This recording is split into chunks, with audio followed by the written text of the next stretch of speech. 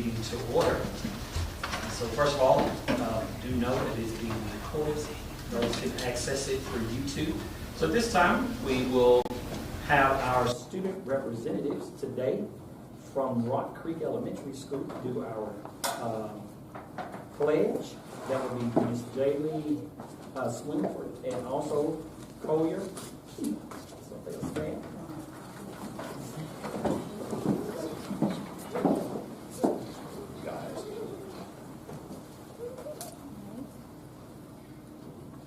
Pledge allegiance to the flag of the United States of America and to the republic for which it stands, one nation, under God, indivisible, with liberty and justice for all. Can we remain standing for a moment of silence?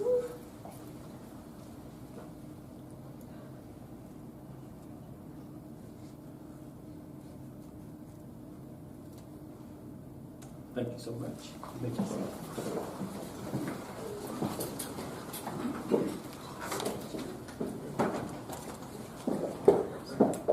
All right, thank you all so much for coming out. We thank our Rock Creek, we know it as the Creek students, for coming today to do our pledge and our moment of silence. At this time, the agenda calls for the election of officers. So at this time, the floor is now open for nominations for board chair. Nominate Cleo Walker for chair. Second. We have a nomination for Ms. Walker for chair, nomination by Mr. Williams, second by Ms. Roberts. All in favor, say aye. Aye. All opposed? All right. Next, we move right on to the election of co-chair for the board. I'd like to nominate Mr. Williams, co-chair. I said. Mr. Williams has been nominated by Mr. Cole and seconded by Ms. Schultz. All in favor say aye. Aye. All opposed? All right, now that we have our chair and co-chair back in operation, I get the privilege of quickly passing this back on.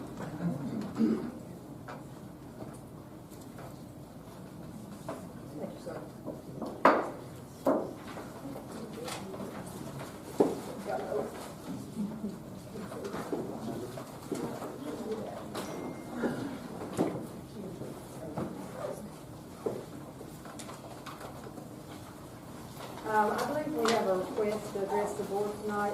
Mr. Charles Holcomb. Is Mr. Holcomb here?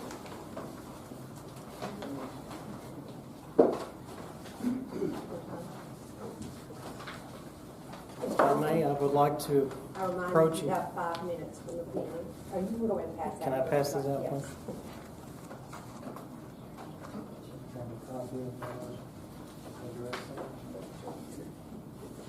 Thank you.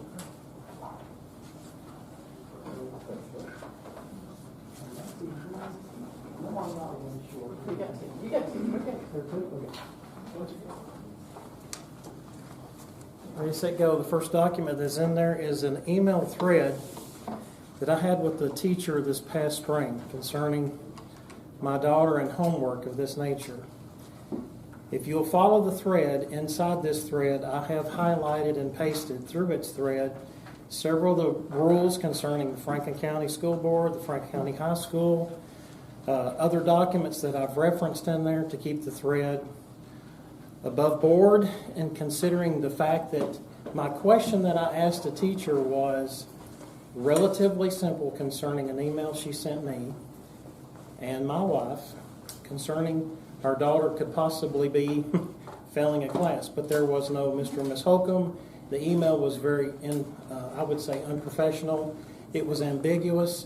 So my wife in the email thread, you can see where she simply tried to get explanation for that, understanding what the content of it was. My wife was at work. She asked me if I would be able to go by the house and take care of that email and thread through that. But instead of the teacher answering my simple question concerning the homework, the assignments that were missing, someone may want to say, well, Mr. Holcomb, your daughter should have done the homework. Well, there's a clarification. the school wanted to argue what was seat work and what was homework.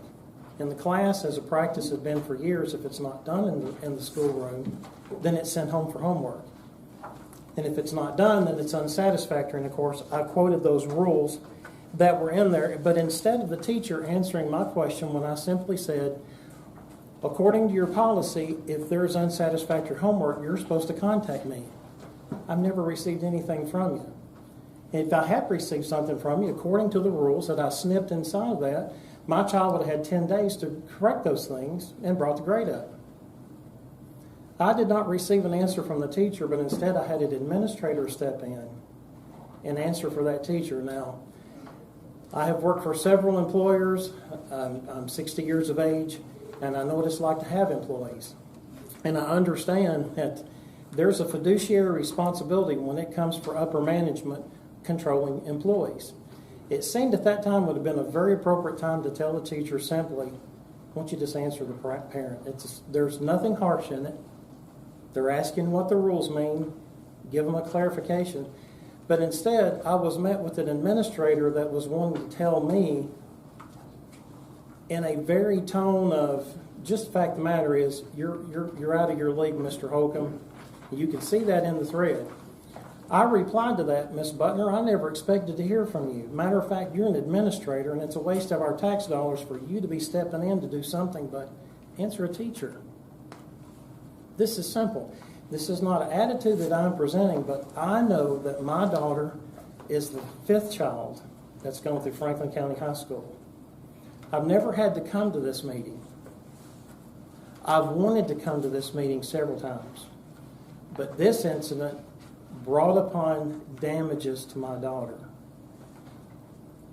Now, as we go through this email thread that is in here, my corresponding communication to the school administrators all the way through to Miss Miller, and Miss Miller choosing to want to give her answer and send it to several other people in an email thread. Okay. Well, not having the full email thread as attachments to send, people are forming opinions that are very out of place. Unless you have all the information before you, to have that or to refer to answering a parent is very disingenuous. It's very disenfranchising for somebody to email somebody, say, hey, watch me answer this parent. I'm not going to give you all the information what the answer is about, but I just want you to know how I'm answering a parent. Now, these are the employees that we have in supervisory positions over our children.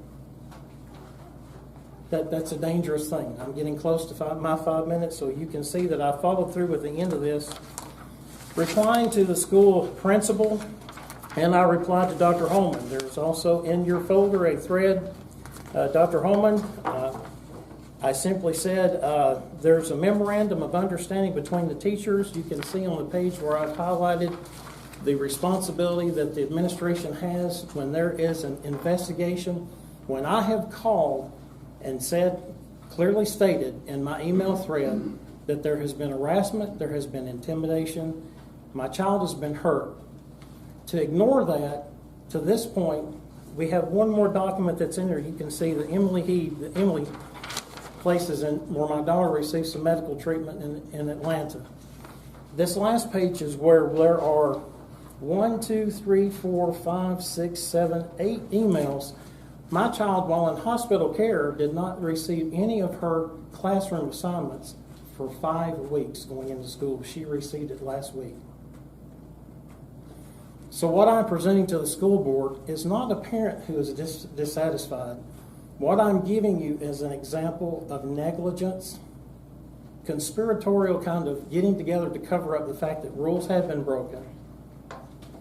Things had been said, well, let's just sweep this under the carpet. Well, Eric's known me for a while. I don't sweep stuff under the carpet. It's best if we just, if you put in perspective with the causation. A child is healed when their tormentor is held accountable. Let their tormentors go free. You wind up having a school full of people, kids, and the parents say, well, if we just make it through one more year, you'll be out of there. You can go do your own thing. Never realizing that we allowed the negligence to go into another group of kids And we permeate society with what? Children who know there is no accountability. There are no absolutes. Now, if that's what Franklin County Board of Education wants to do, each of you have a fiduciary responsibility to see something like this through to its end. I think it is a trickle-down economics from stemming from a teacher to an administrator to a principal to school directors that let this go on for this length of time. This could have been simply taken care of quickly and concisely by telling an employee, answer the parent. Any questions? When did you have your meeting with the teacher? Sir, she would not meet with me, and the administrator would not schedule that. You can see through the email where I requested it, and that was absconded. When did you meet with Dr. Holman? Dr. Holman asked me if I wanted the meeting, and I referred to the policies that in 48 hours there was supposed to be a report. Since I said that there was harassment that was done, my daughter was wrong. The administrator was supposed to have a document to him within 48 hours. If they didn't have it within 48 hours, they were supposed to explain that. He was to have 20 days to look at it. We're 5 months into that. There's been no verbal conversations. You have before you everything that I have written and everything that they have written. It's empirical evidence. It's prima facie evidence that we have a negligent administration and we have kids that are being hurt from it. I wanted to meet with the teacher. You can read that in there.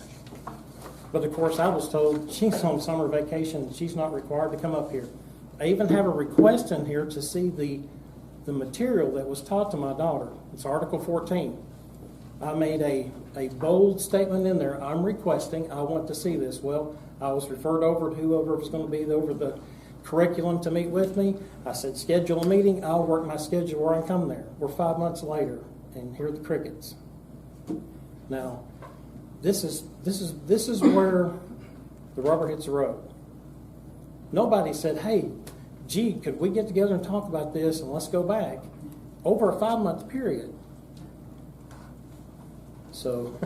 And so she was in the hospital for 5 weeks and none of her assigned homework got to her. Then it all came at the end of the... Ma'am, that's on your email right there. You're going to see the dates. That's all on there. We did the request. We knew she was going into hospital care. We worked that out with the school. We did everything we had to do at the school. And of course, Miss Garner, Tina Garner, followed up on that. But you can see from Miss Emily, the email thread that she has in there, Emily Heed, you can see her response. And of course, after this was sent, immediately there was, I didn't put this in here, there was a response from the school. But how much time was she given to do the homework? Or was that not part of the conversation? Ask me that one more time. How much time was she then given to do the 5 weeks worth of work once it was... Well, let's say a child that's in hospital care, that's knowing this is her senior year and she's getting behind. And you take that 5 and 6 hour window of the day and complicate that to her medical need over a 5-week period, that's inexcusable. That's the trickle-down economics is that heads roll. You do that if you work at Walmart, if you work at a gas station, if you work at Nissan, that does not go. Heads roll. There's a whole readjustment of an administration based upon something that would occur like that. Now, I'm not asking for heads to roll, but I'm simply saying when children who depend upon adults to have black and white, this is the rule, this is what we go by, this is our policy, we'll stand behind it, we'll make sure it's taken care of. But I know as a parent, there are several parents that will never come and stand before you. They're going to let this go. Because I've had my other kids, Dad, just forget about it. I don't care. It's not affecting me. But it affected one exponentially. Any more questions? Ms. Walker, thank you for giving me 5 minutes. I appreciate that.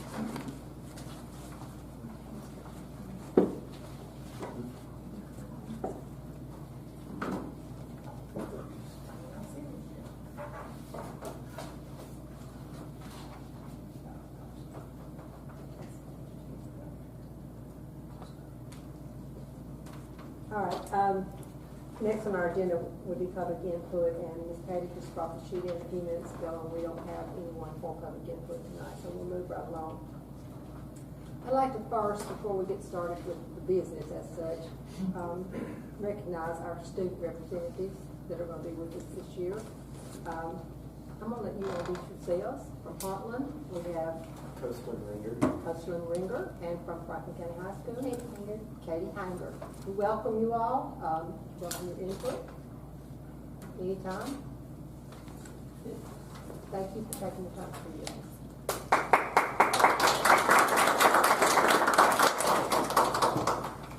All right, our next item there is the approval of the agenda. Board members, please take a look at the agenda. See if there are any additions or corrections, and if not, we'll entertain a motion. Motion to approve. Second. We have a motion to approve the agenda by Mr. Williams, second Ms. Schwartz. All in favor say aye. Aye. Opposed? That motion carries. Let's move on to the approval of the consent agenda. A couple items on there. We have our minutes from the August 12th meeting. And then we have a couple of field trip requests. I believe one of those is the, is it FHA? FFA, yeah. Going to the National Convention. And I don't have the other one in front of me. Girls basketball. Girls, Tristan Sturman and Bridget Forge. That would be FC. And they did have documentation. Paperwork was filled out inside.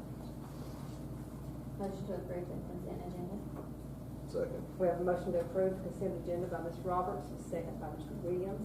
All in favor say aye. Aye. Opposed? That motion carries as well. That takes us to the director's report, Dr. Coleman. All right, so as we started this year, we always highlight a department. And so this year we wanted to bring in the Prevention Coalition under the leadership of Ms. Jessie Sheehan. So she will be speaking on behalf of the Prevention Coalition, and then we'll go straight to our school spotlight, which will be Rock Creek tonight, and that will be done by Dr. King, the principal. So this time, Ms. Sheehan. Hello. I'm with the Prevention Coalition. You have bags. Inside the bag, there is a promotional book, and that goes into a lot more detail of what we do. So basically, as a Prevention Coalition, my whole role is to keep kids off drugs. And we do that primarily in the community. We do educate kids. We do work with the school system. Understand that drug use is not a school problem. It is a problem that is happening in our schools, but it is something that we need to address.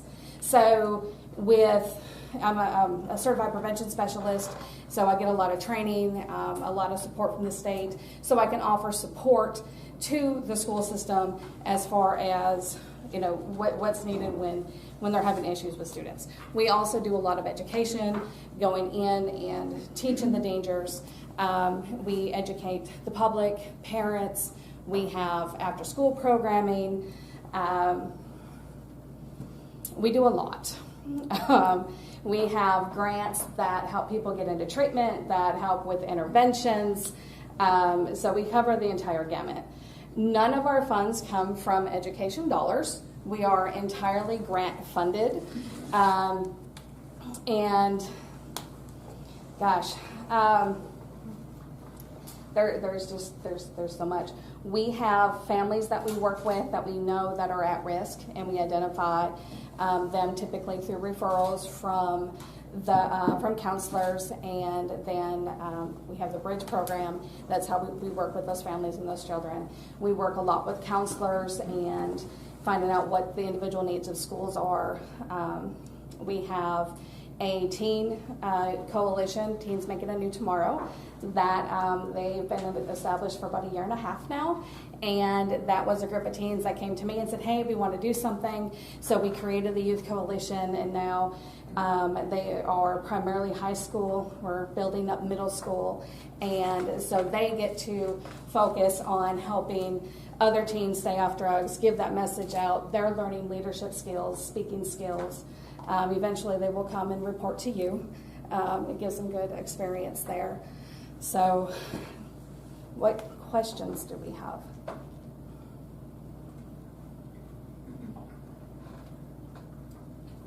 So how much much are you in the schools versus how much do people come to you?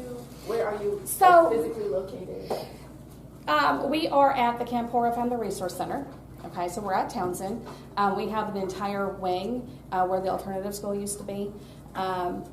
We go to schools. We're in alternative school twice a week, doing an evidence-based program, and then we work with each administrator, typically middle and high school. That's kind of our lane. And we kind of schedule out when we can come in and bring like drunk goggles and do, education on alcohol and tobacco and nicotine. So we're in and out as needed, basically. We have a monthly meeting. It is the third Monday of each month. It's at noon. We start on time, we end on time. It's 1 hour. We provide lunch. I encourage all of you to come and check it out, because our meeting isn't just about this is what's going on with preventing drugs. And if we're going to make community change, we need aspects from the entire community. And we need to look at things like mental health and physical health and health disparities and all of that. So we have about 30, 40 people that meet together, and these are different organizations, different demographics.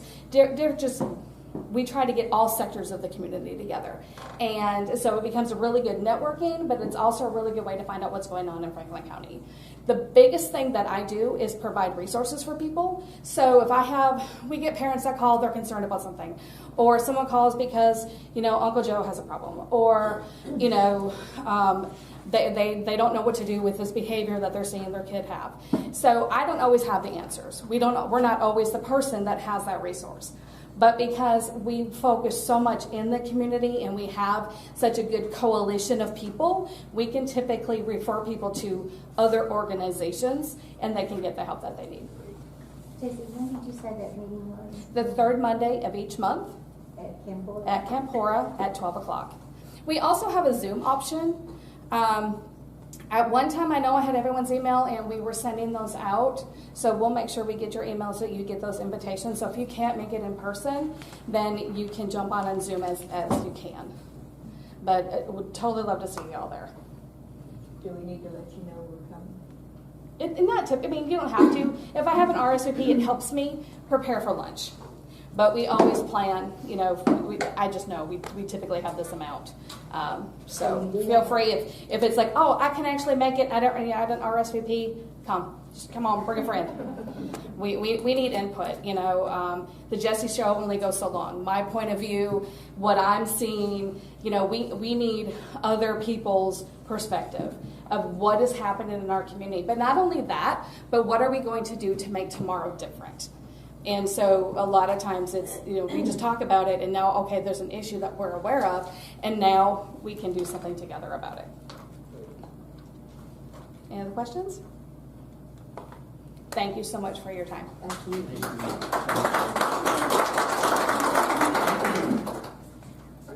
Dr. King?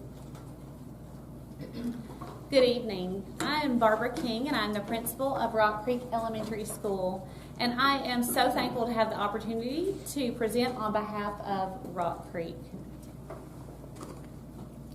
So I'm going to start with our school mission statement. The faculty and staff of Rock Creek Elementary School are committed to creating a school that knows no limits to the academic and social success of each student. And we truly believe that.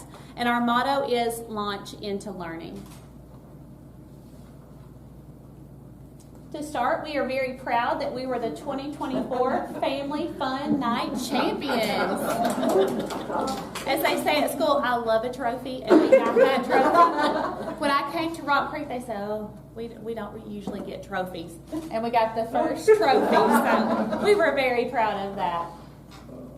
Our open house was fantastic this year, and we had the highest parent attendance for the school's history. In all the years of open house, we had tons of parents. We had a great time. We had popsicles with the principals, so it was just a wonderful community and parent event. We have increased student enrollment at Rock Creek. Our numbers are higher than they have been in many, many years, and we're very proud of that.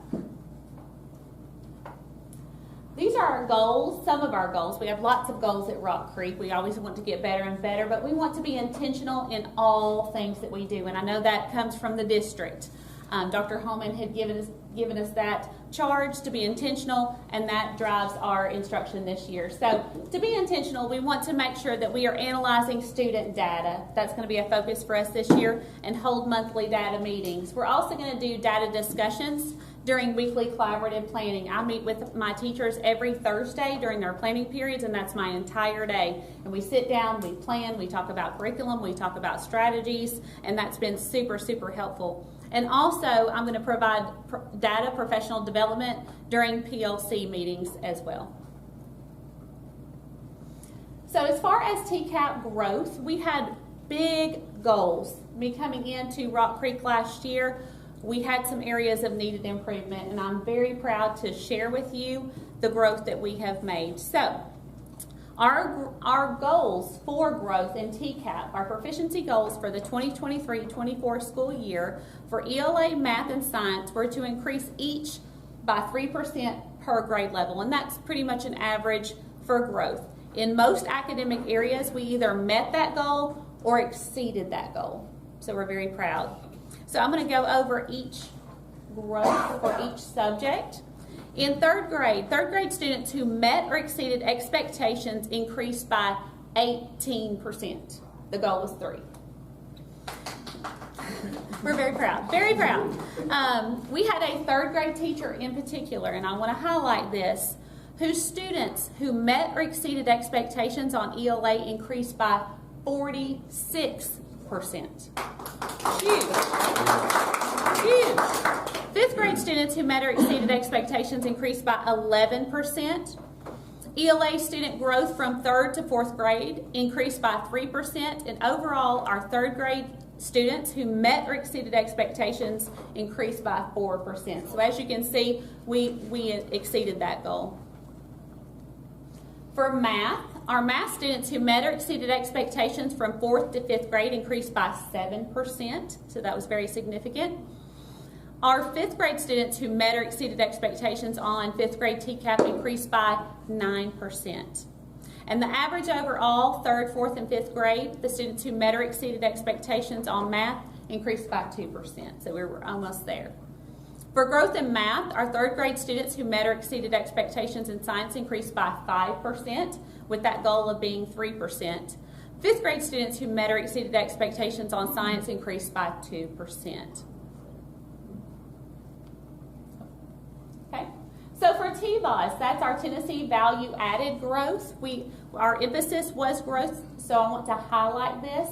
For grades 3, 4, and 5 in ELA, we scored a level 3. What that means is that we met the expectation, and it's equivalent to a year's worth of growth. So we met that expectation. In 3rd grade math, we were at a level 4, and that is exceeding expectation, more than expected growth, and that's more than a year's worth of growth. In 5th grade math, get ready. We increased from a level 1 in 5th grade math to a level 5 in 2024. What that equates to is significant evidence that students made more than expected growth or significantly more than a year's worth of growth. So we were really, really thrilled to see that. And then in 5th grade science, level 3 for expected growth. For our Ames Web data, Ames Web is our county universal screener. So I'm going to go through each grade level and tell you about our growth. And this is growth based on grade level students. So in kindergarten, the growth was 43% from fall to spring. For 1st grade, 22% of growth. 2nd grade was 20% of growth. 3rd grade, 6% of growth. 4th grade, 19% of growth. And 5th, 13% of growth. And then we're going to make the goal that we increase that growth this year. Also, a huge improvement in our school is our school culture and climate. And I want to highlight this, I want to elevate this, because last year it improved significantly, and it continues to get better and better. And I want to share some quotes from parents and community members, because we are super proud when we hear these things when people come to our school. Quotes from parents and community members: Rock Creek looks better than it has looked in over 12 years. It feels so good here. Everyone is so nice and inviting. I can feel the positive energy when I come in the building, and the school looks amazing. And we take that to heart because we work really hard to increase our school culture and climate, but also the look and feel of our school for our students. So we're very proud of that. So I want to go ahead and also share some improvements as far as the building, because we have lots of improvements. The first of which is our Rock Creek Security Vestibule, and this is in the office area. And I want to say a special thank you to Sergeant Barry Isbell. This was his design, and it's one of the best designs in the entire county. We love this. We can still access the office from the school, but then we also have that security of parents coming into this area and having to check in. And also Chris Hawker-Smith for overseeing the installation process. Next is our Rock Creek front door safety graphics. We love these graphics, but they're mainly for security, so we're very proud of that, and it has instructions there for parents to see what to do as they check in. Once again, a special thank you to Chris Hawker-Smith. We have new cameras that have been installed, and this is the Avigilon system. A special thank you to Lori Baggett and Chris Hawker-Smith as well for installing these new cameras. We're very excited about those for extra security. Over the summer, we had Train who installed heating and AC units. It was quite the process, but we're very pleased with the results. There's a couple of still a little tweaks here and there, but they're working great. A special thank you to Stephen Clark and the Train team for installing those for us. This is our brand new rocket mural. This is at the end of the K2 wing. We wanted to really enhance the look and the feel of that mural, and it says, "We are the Creek." This was a special design by Emily Ragland, and we are thrilled with the results. The students love it. Okay. We have new Rocket Library graphics. You can see the before, which is plain windows, and we enhanced that with the graphics. And this is a special thank you to Mountain Graphics for doing those for us. Once again, enhancing the look and the feel of our school. Some more Rock Creek improvements. We have new paint on the columns. These columns that you see that are blue were once red. And the theory behind this is we wanted to make it calm and happy for our students, and we thought transitioning from red to blue would help enhance that look and feel of the school. We also have red and blue stripes that go along on the right side. You can see those. And now our primary color at Rock Creek, and it has been for a while, but especially now, is that royal blue and then the red as our secondary color. So a special thank you to our custodian, Jeremy Frost, who has done all the painting, and he's done a fabulous job. And then also a shout out to Stephen Clark for providing the paint. We have also new crests on the gym floor and foyer area, just to once again enhance the look and the feel of our school. We installed or had installed new TV monitors. The theory behind this was we wanted to be able to relay our newsletters, upcoming events, school pictures. We have one that's in the security vestibule. As parents come in, they can see that. But then we also have a very large one in the foyer area. And we want to say a special thank you once again to Lori Baggett for helping us with this project, and Libby Yates for their help. So everybody has loved the new TV monitors, and we're very proud of those. And out front by the road this summer, Miss Sarah and I decided that our sign needed to be enhanced, so we went out there and painted. So our Rock Creek sign has been repainted and looks much better. And you can actually read what it says now. Okay. And coming soon, very exciting, our Rocket Outdoor Classroom. We are currently writing grants to be able to fund this. But this new outdoor classroom is going to be used as a space for learning and STREAM projects. It's going to be available for all our grade levels to use. It has, as you see, kind of a shed design, and we're going to have a concrete pad to make sure that it's nice for the furniture that will be there. And then student seating and tables will be added. So we're excited about the enhancements We'll also add lots of learning tools and different things to the shed, but we want that outdoor space for our students to be able to learn in the outdoors. Coming up is our annual Fall Festival. I wanted to invite each and every one of you. This is a huge community event for parents and the community of Estill Springs and Winchester and everyone who wants to attend. But it is a fantastic event, October 18th. Make sure to mark it down on your calendars. And now, last but not least, we have our hype video from the beginning of the school year. We wanted to do something fun for our students to get them excited about coming to school. So I'll let you see this little mini video. Welcome! Go up, and they stay there, and they stay there, and they stay there.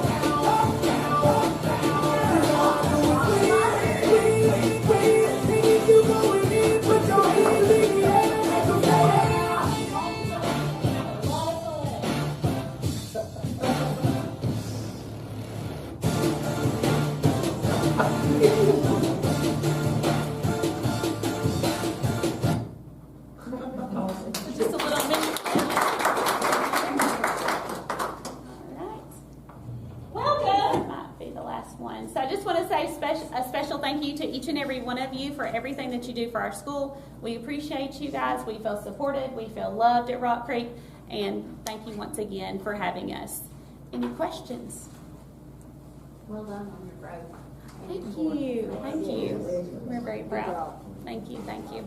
It's been fun. It's been a learning process, but it's been fun. Everybody's on board. Everybody works hard, and I have the best faculty and staff I could ask for. So, thank you very much. Thank you. Thank Dr. King and the Creek for the presentation. I get a shout out to the office and staff there, faculty there. I appreciate you One all. more thing, we have a new Rocket Gazette. I'm going to give you our first edition of the Rocket Gazette so you can see all the fun and exciting things that are happening at Rock Creek. While she's passing that, I'll go ahead and go to the project updates.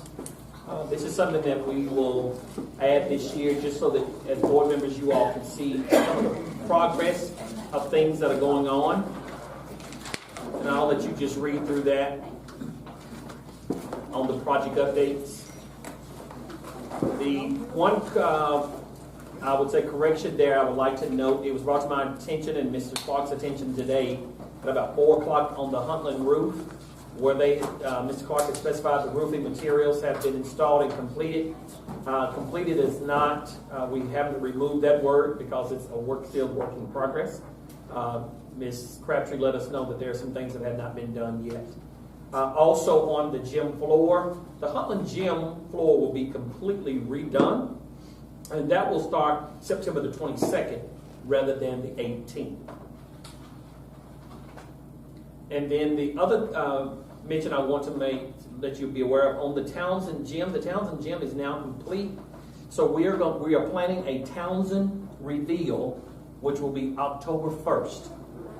October 1st from 5:30 till 7. We're making a big to-do of it. We're going to reveal the gym all at one time for the elementary basketball teams. We're planning to have an art exhibit on display, bands, cheerleaders, and then we are going to then recognize all former administrators from Townsend on that day. And those are all of the updates. Personnel, okay. All right, personnel. So things slow down in the HR office, just some normal business for this time of the year. Some folks have announced retirement, so we have a couple of positions open because of that. In the month of August, we managed 21 positions, which is down quite a bit. We had 91 people go online and apply for jobs. So, that continues to be just a huge success, having our online applications. We still have 18 positions open, but the critical positions are filled. I have a license permit or waiver for everyone except one person right now. Good. It is a small one, isn't it? That's a good thing. All right, this takes us down to the legislative update. Ms. Marheski, do you have anything? Not much, just kind of, in some ways it's a follow-up from what we had before, but just some separate kinds of numbers as we wait for the legislature to go into session. Just a few things to share. This is from what's happened in Indiana, which has vouchers. Ours would be lined up to be called a scholarship. But a couple of interesting facts and figures. A program with only 3,911 students in 2011 has expanded to include 70,000 students. See that the state added new pathways, and now nearly 68% of recipients never attended a public school. A program that initially cost Indiana approximately $15.5 million cost more than $300 million last year. Is projected to cost $600 million this year. So, again, not something I often bring up, but just facts and figures to keep things in your mind. And as a board, we talked about some possibilities for resolutions for TSBA. TSBA is the Tennessee School Board Association. We talked about a few different things. We talked about about passing a resolution against vouchers for when we have our big convention in November. And TSBA said that basically that's one of their position points already, and they said it would probably be more helpful if we would have a resolution later, especially if we have a sense of what the legislature might have in store for how this would look, so that we would be replying to something more directly. Likewise, we talked about whether we should have a resolution like, oh, if you do have vouchers, people should be accountable. And they said, well, that kind of undermines the main point, which is we shouldn't have vouchers to start with. So holding off on that one.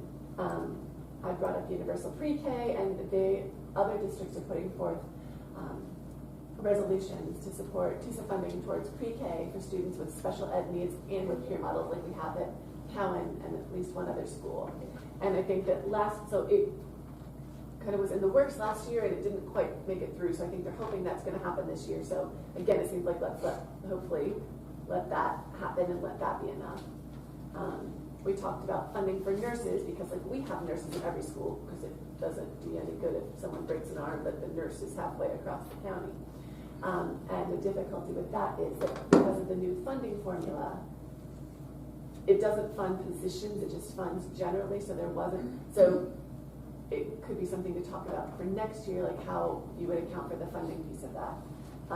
And then a final one, we talked about the issues with books and the Age Appropriate Materials Act and amendments, and all the books it's potentially going to force to have removed from our libraries and things.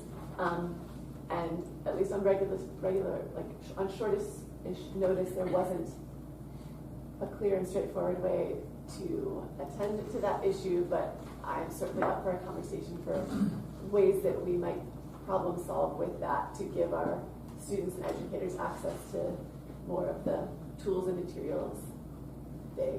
So are you thinking we need a resolution at some point this year on the?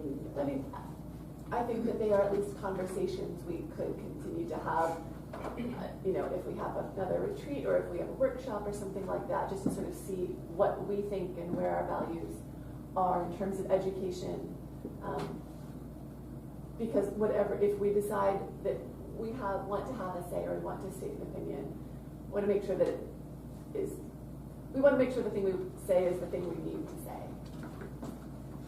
And so, again, as always, be in touch with our legislators if you have something to say. Thank you. Thank you. All right, that brings us to items K, which is our financial reports. The first one you have there is the August 2024 financial report, and that is simply just for our information and for us to receive and file. So we'll entertain a motion on that one if you don't have any questions. Motion to receive and file the August 2024 financial report. Second. We have a motion by Mr. Williams and a second by Ms. Schultz to receive and file the August 2024 financial reports. All in favor say aye. Aye. Opposed? That motion carries. Before we look at these other three, these are impact budget and the amendments, which we'll have to approve. Jeannie's not able to be with us tonight. She sent me some notes here, and I do not by any means think that it's going to replace her being here, but she said as of July, we're just under $70,000 of being out from under that buyback from the tax episode with Decker City. And she expects that based on our collection last year, that we should be out from under that by the end of the month. So that's good news. She also says that to date we've collected about $30,000 more in sales tax this year than we did last year, which is another plus for us. So that was 2 tidbits of good news. Now, if we look at these budget amendments, the first one that's there, do you remember when she told us at the meeting that she had great news for us, that we had about almost $900,000 more from TISA than what we had anticipated having? Well, when she put that in the system, she actually put it in as a negative. So this amendment is to put it back in where it belongs. So don't be alarmed. Yeah, that's what this is. So we do need to approve that one. We should all be so lucky to find that much money in our cash flow. Motion to approve September 2024 budget amendment number 1. That was at $892,000. Second. We have a motion by Mr. Williams and a second by Ms. Jones to approve the resolution. All in favor say aye. Aye. Opposed? That motion carries. And that takes us to the second one, which basically is cleaning up with putting grant money in and things that had to be done. I think she said down here that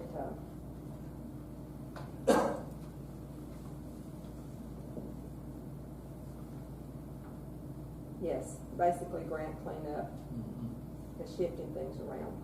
Nothing new or anything that stands out in that one. Motion to approve the budget amendment number 2. Second. We have a motion by Ms. Roberts to approve budget amendment number 2, and a second by Mr. Williams. All in favor say aye. Aye. Opposed? That motion carries as well. And that takes us to the third one. Yeah, you're going to notice on here that we've got, oh my God, I need to get on this one so you can see it.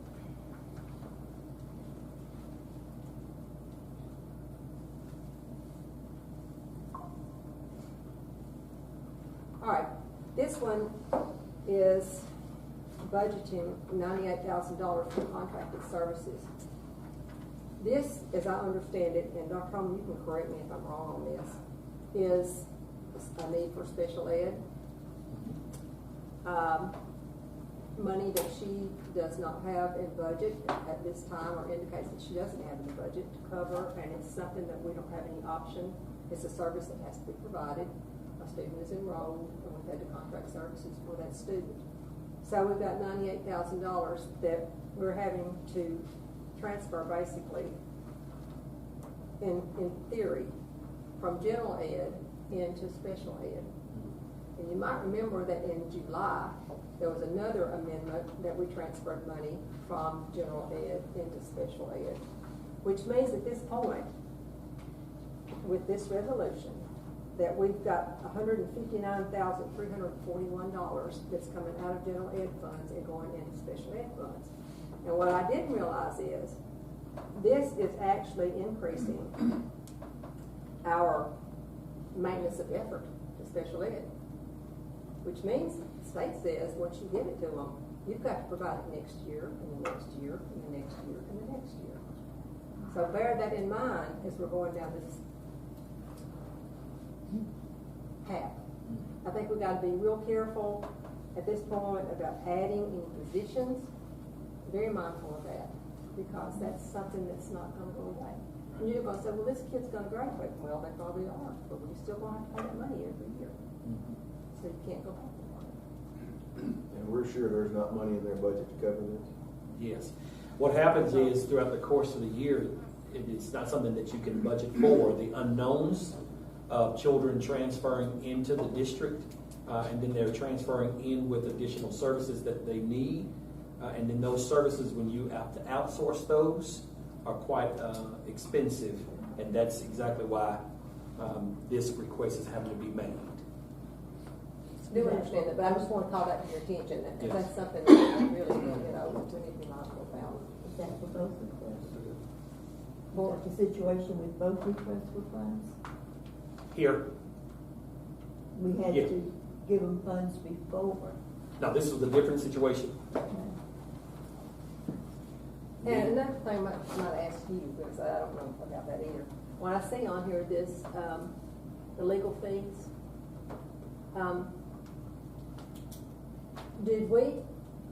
is that the whole amount of the legal fees for that one instance? That's for one. Okay, but did we turn that in to risk Yes. management? Yes, she has spoken with risk management, and then risk management brought back to the attention that the process, and so therefore it was a denial. However, Dr. Gwen has met with B.R. Williams, the insurance, for them to relook at that, for our attorneys to then share some updated information with them to see if in fact that the insurance will take care of it, because that you can't plan for those types of things out of a budget. But I think what we need to do is we need to be very careful too with that, Dr. Howard. When we first find out that we have noticed that we are going to be involved in a lawsuit, we need to let Heather know down in finance the minute we find out about it. That's why they're trying to deny this one, is because the process was not followed, like it should have been. So that's something we got to be able to do. I'm not saying anything else. I'm gonna make a quick statement to my earlier thing. No one wants to have to pay more money. No one has to move money around. But this is one of the beauties of public education, right? As opposed to our education scholarship money thing. Like in Franklin County, we take the students, we cover the needs, and that's not something that private schools have to do. So. Any other comments? If not, we'll entertain a motion here. Motion to approve resolution number 3. Second. We have a motion by Mr. Williams to approve resolution number 3, second by Ms. Lichty. All in favor say aye. Aye. Opposed? That motion carries. Got two issues. That takes us down to new business, item L. First thing there is the Decker School petty cash. They're asking for $500 petty cash for their basketball season. And this is typically something that we do for the schools as they requested. Motion to approve. We have a motion to approve by Ms. Marquez, a second by Ms. Schultz. All in favor say aye. Aye. Opposed? That motion carries. You'll notice that you have a listing of the sick leave bank trustees for 24-25 there. Just take a look at it. We appreciate those who are willing to serve on that. But we do need to approve these. Motion to approve the sick leave trustees for the sick leave bank 24-25. Second. We have a motion to approve by Mr. Williams and a second by Ms. Roberts. All in favor say aye. Aye. Opposed? That carries as well. That takes us to policy updates, and we have a couple there. Dr. Also? Yes. So the state board met, and from that meeting, we've had to make a couple minor policy changes. The first one is, I think there are some school districts that have a policy where you cannot give a student a grade below a 50 or a 40 or something like that. And so our legislators did not like that, and so they now have a law where you cannot, there's a grading floor that can't be above a 0. So this is a change in law for 4.600. And then 4.700, we did just change this policy, but now for the weighted TCAP scores, grades 6 through 8, the minimum has to be 10%. What had we said before? It's 5. But the state said. Yes.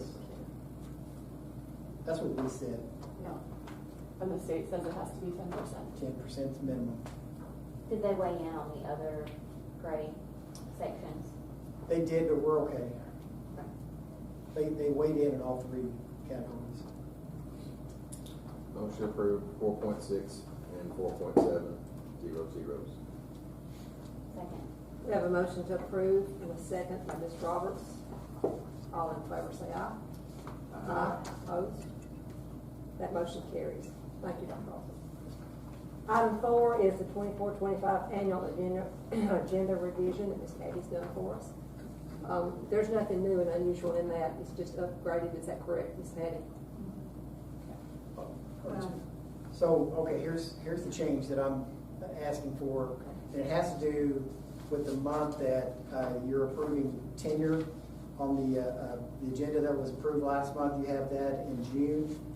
We cannot, we don't have time in June to grant tenure. So what has to happen is we have to get our level of effectiveness scores back from the state. And we don't usually get that until October. And it has to be for the last 2 years, year 4 and year 5. And so we need to move that from June until November. November. Yes. Have you included that?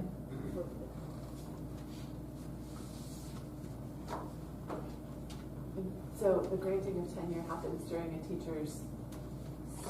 After they've been employed for 5 years, we get their 4th year, 5th year level of effectiveness score. And then, we make a recommendation for the board to approve for tenure. And so, does that mean that teachers would then find out in November that they haven't been granted tenure? Yes. What does that mean for them in the... Means they're no longer employed. Are they no longer employed? That's correct. In November? That is correct. That's law. Fortunately, we anticipate that that's not going to be a problem. And if we recommend tenure, we're very hopeful that the board will take our recommendation so we don't have to deal with that.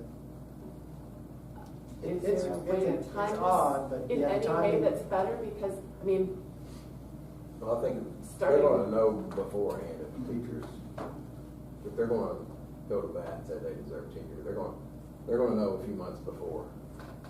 They're not going to wait on that day. So technically, the timing is odd, but because in some ways, this is just us giving our approval for people you've recommended for tenure. Okay.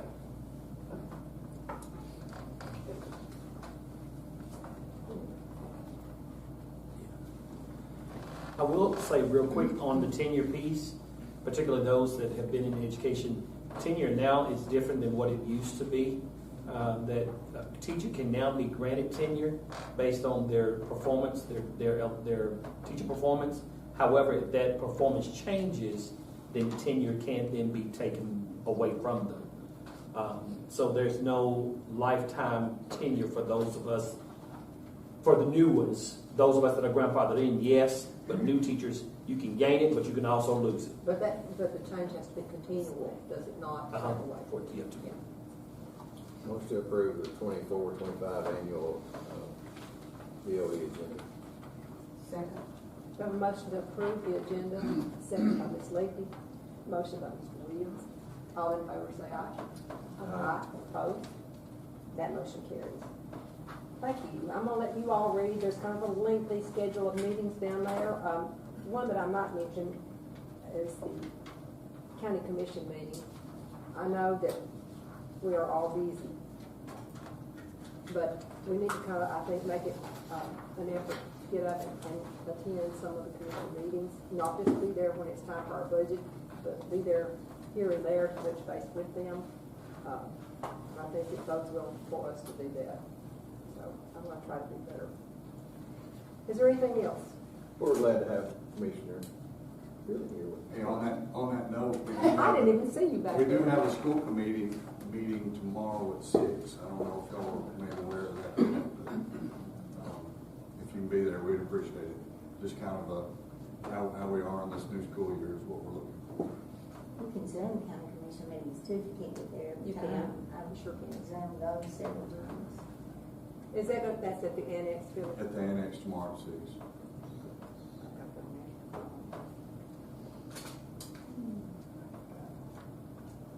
else? I might mention to our student reps too, I didn't say this in the beginning, but I told you that we welcome your input. You basically can serve as a liaison between your fellow students and any concerns, issues that they might have that are brought to you. If you feel like it's something that you want to speak about, we'll be glad to hear you. So keep that in mind there. I think that's all. Motion to adjourn? Yes, ma'am. Second.